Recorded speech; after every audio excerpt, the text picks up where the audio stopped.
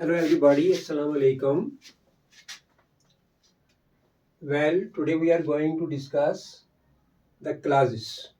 Before discussing the clauses, let me tell you about the difference between a phrase, a clause and a sentence. For example, I want to play cricket.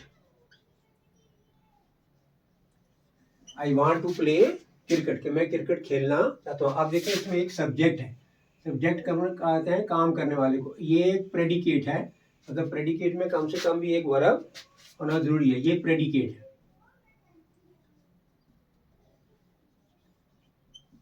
अब subject क्या कौन होता है? काम करने वाला जो है। तो इसमें क्या है कि जिसके बारे में कहा जाए वो सब्जेक्ट है, उसके बारे में क्या कहा जाए वो प्रेडिकेट है।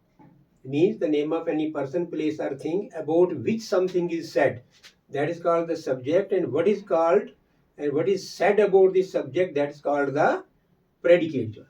लेकिन ये हो गया complete sentence. I want to play cricket. अब sentence क्या होता है? A group of words which makes a complete sense.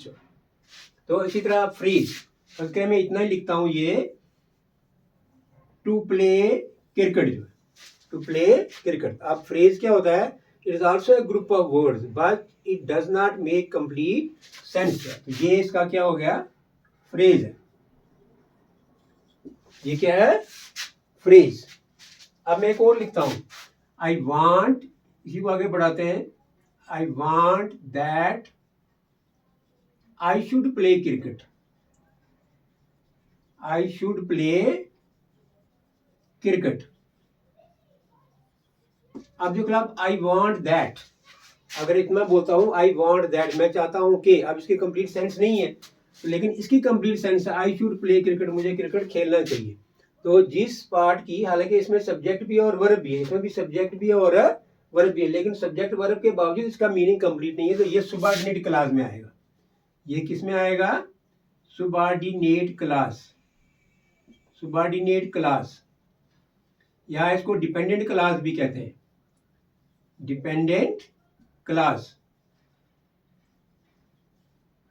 अब ये वाला जो है, हाँ, आई शुड प्ले क्रिकेट, इसका सेंस जो है वो कंप्लीट है, मीनिंग कंप्लीट है, तो ये मेन क्लास होगी। इसको मेन क्लास भी कहते हैं, ठीक है ना, या प्रिंसिपल क्लास भी इसको कहते हैं, प्रिंसिपल क्लास। और इसको इंडिपेंडेंट क्लास भी कहते हैं, इंडिपेंडेंट क्लास।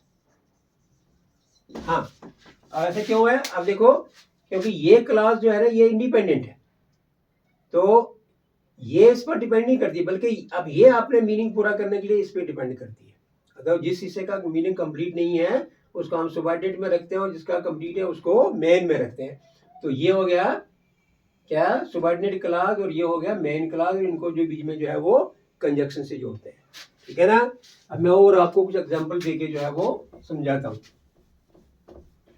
तो जैसे मैंने ये लिखा है पहले ही कि unless you work hard, unless you work hard, कि जब तक आप मेहनत नहीं करते। अब आप जरूर पूछेंगे, अगर मैं इतना बोलूँ कि जब तक आप मेहनत नहीं करते तो क्या होगा? उसका मतलब इसका मीनिंग कंप्लीट नहीं है, तो ये किस में आएगा फिर? सबऑर्डिनेट क्लास में। अब इसका मीनिंग कंप्लीट है, यू विल नॉट सक्सीड। आप, मैं ऐसे ही बोल सकता हूँ, यू विल नॉट सक्सीड, कि आप कामयाब नहीं हो जाओगे। इसका मीनिंग कंप्लीट है, तो ये मेन क्लास में आता है, या इंडिपेंडेंट क्लास में आता है, या प्रिंसिपल क्लास में आता है, ठीक है ना। हालांकि देखो इसमें भी सब्जेक्ट भी है, वर्ब भी है, इसमें भी सब्जेक्ट भी है और मतलब वर्ब भी है, ठीक है ना। तो ये है, तो इसमें ये कंजक्शन से हम इसको लगाते हैं। इसको हम ऐसे भी लिख सकते हैं, you will not succeed unless you work hard. अगर वैसे लिखा, अगर कंजक्शन को बीच में लगाना तो फिर कामा जो है वो नहीं लगाते हैं। तो ये डिफरेंस है बिटवीन में सबऑर्डिनेट क्लास में और मेन क्लास में। मैं और लिखता हूँ सेंटेंस का, तो ये ऐसा लिखते हैं, although he is poor, he is honest, he is honest। इसका हम उल्टा भी कर सकते हैं कि he is honest although he is poor। तो अगर बीच में कंजक्शन लगाएंगे तो आप कोई कामा नहीं लगाना है। देखो ना, although he is poor, अगर चाहे कि वो गरीब है, वो ईमानदार है, अगर ये देखो अगर चाहे कि वो गरीब है, ठीक है ना, इसकी सेंस कंप्लीट नहीं बनती है, तो ये सुबॉर्डिनेट क्लास में आएगा, सुबॉर्डिनेट क्लास में या डिपेंडेंट क्लास में आएगा। किस में आएगा? Dependent.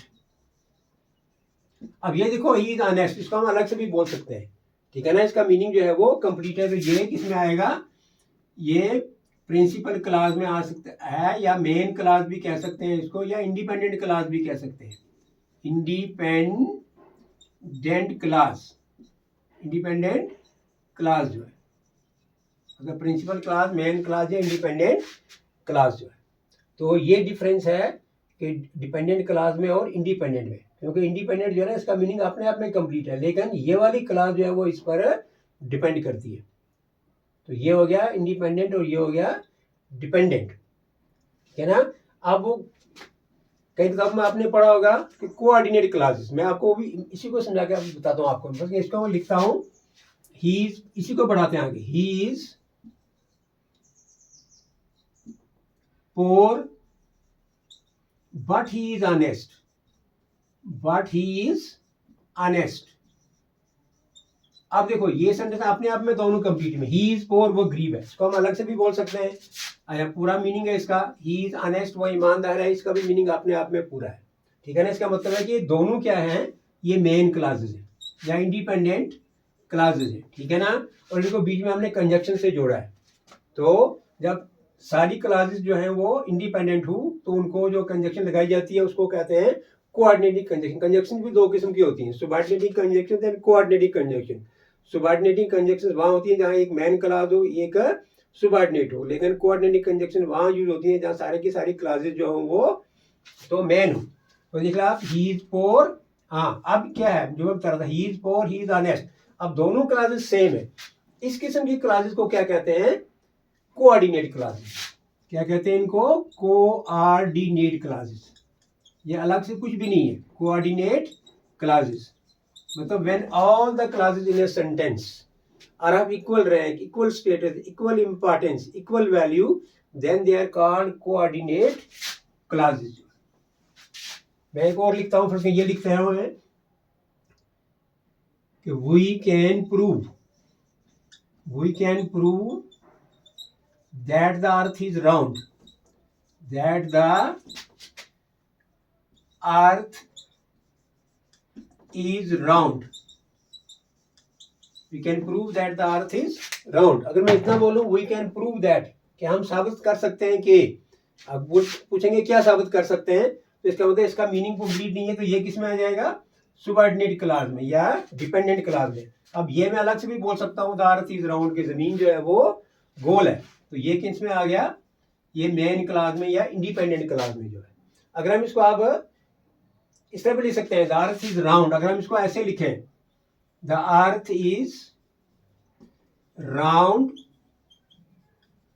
And we can prove it,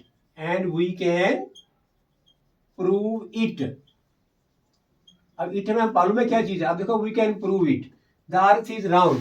अब देखो दोनों जो है ये मतलब इंडिपेंडेंट क्लासेस है, तो इन क्लासेस को भी हम क्या कहेंगे? कोऑर्डिनेटिंग क्लासेस, ठीक है ना।